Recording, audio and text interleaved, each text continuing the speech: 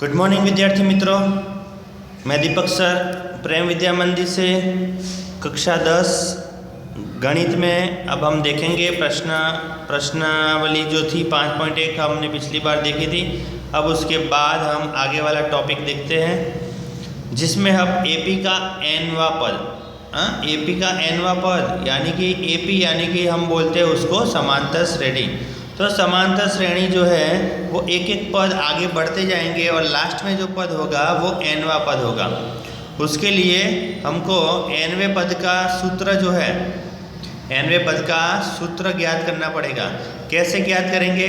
जैसे कि मान लीजिए कि हमको यहाँ पे दिया है कि a1 यानी कि पहला पद है, a2 दूसरा पद है, a3 तीसरा पद है और up to करके दिया है। एक ऐसी हमको समांतर श्रेणी दी है जिनका प्रथम पद है a यानी कि a1 है और सार्व अंतर है d। तो यहाँ पे दूसरा पद क्या होगा? a2 बराबर तो a प्लस डी होगा, a प्लस डी होगा ना। हाँ, फिर उसका तीसरा पद होगा कि a2 प्लस डी यानी कि सभी में d जोड़ते जाना है। सभी में d जोड़ते जाएंगे तो हमारे आगे वाले पद जो है वो हमको मिलता जाएगा। तो हमको जब लास्ट में यानी कि nवां पद ज्ञात करना हो तो an बराबर a plus n minus 1d, ये nवां पद मिलेगा। यानी कि प्रथम पद a सार्व अंतर d वाली AP का nवां पद क्या होगा कि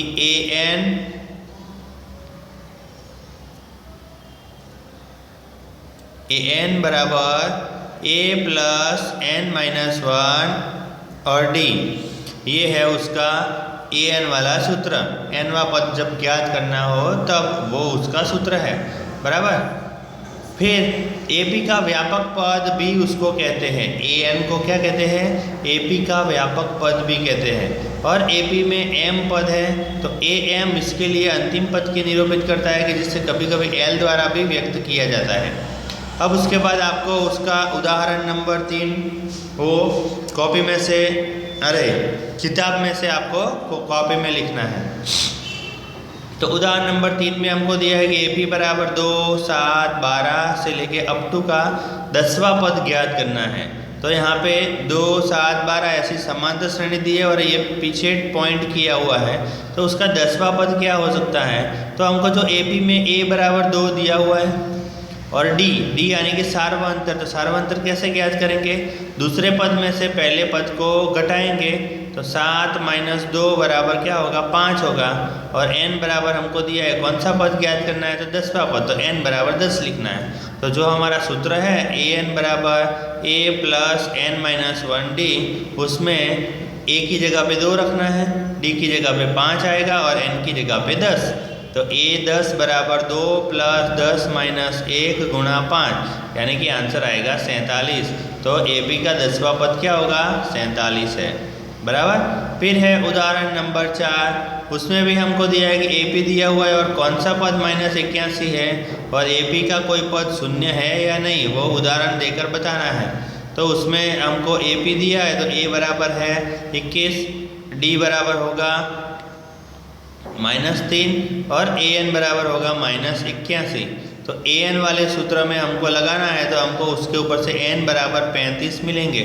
यानी कि उसका मतलब क्या हुआ कि AP का 35वां पद -81 होगा। अब वो पद 0 है या नहीं वो ज्ञात करना है।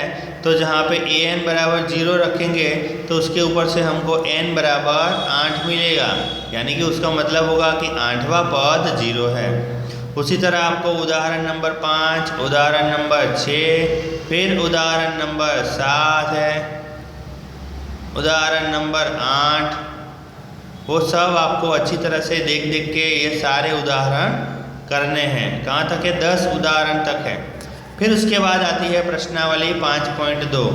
5.2 में हमको पहला प्रश्न दिया है कि AP का प्रथम पद a और सार्वअंतर d, यहाँ पे nवां पद an, ये तीनों के तीन दिए होंगे, उसमें से जो ना दिया हो उसका आंसर आपको ज्ञात करना है। कैसे ज्ञात करेंगे? तो यहाँ पे पहला है तो a बराबर 7 है, d बराबर 3 है और n बराबर 8 है। तो उसको हम किस में रखेंगे? an वाले सूत्र में। an वाले में सूत्र में a की जगह पे 7 रखो, d की जगह पे 3 रखो और n की जगह पे 8 रखो तो हमको an प्राप्त होता है। उसी तरह वही सूत्र में a की जगह पे -18 रखो, d की जगह पे d रखना है क्योंकि d तो ज्ञात करना है, n की जगह पे 10 रखो और an की जगह पे 0 रखो तो उसके ऊपर से हमको d मिलेगा। ऐसे 5 के 5 में जो संख्या नहीं दी उसको ज्ञात करना है और वो ज्ञात करेंगे तो सबसे पहले में an ज्ञात करना है, दूसरे में d ज्ञात करना है, तीसरे में a ज्ञात करना है, चौथे में n ज्ञात करना है और पांचवे में an ज्ञात करना है। तो इसका ज्ञात कर लेंगे। और प्रश्न नंबर 2 जो है जिसमें हमको ये ऑप्शन दिया हुआ है, 4 ऑप्शन है, तो उसमें से कौन सा ऑप्शन आएगा तो हमको वो प्रश्न करके फिर आपको आंसर लिखना है कि AP का 30वां पद है। तो ऐसे ही ये उदाहरण आ गया आगे जो हमने देखा उदाहरण, तो उदाहरण की रीति से सूत्र लगा के करोगे तो उसमें से आपको ABCD में से कोई भी एक आंसर मिल जाएगा। और इसी तरह ये भी है, पहला और दूसरा दोनों के दोनों सेम टू सेम है। यहाँ पे 11वां पद ज्ञात करना है, यहाँ पे 30वां पद ज्ञात करना है, तो दोनों के दोनों आपको ऑप्शन दिए हैं तो सूत्र लगा के आप करोगे तो आंसर मिल जाएगा। फिर प्रश्न नंबर 3 आएगा, रिक्त स्थानों को यानी कि उनको पदों में से लिखना है तो कैसे लिखेंगे। तो यहाँ पे 2 फिर खाली जगह है और 26 है, तो यहाँ पे बीच में कौन सी संख्या आएगी तो वो भी आपको सूत्र यानी कि दूसरा पद, यहाँ पे ये 2 पहला पद है तो ये दूसरा पद ज्ञात करना है। तो दूसरा पद ज्ञात करने के लिए सूत्र था उसका कि a2 बराबर a प्लस d, हाँ तो ऐसा सूत्र है। तो सूत्र के ऊपर से आपको ये तीसरा प्रश्न भी 5 के 5 वैसे सूत्र लगा के करना है, बराबर।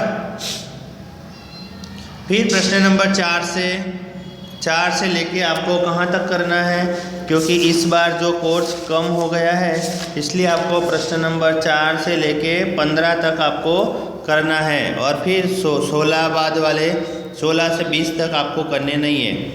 तो 4 से लेके 15 वाले मैं आपको फिर बताता हूँ, ओके।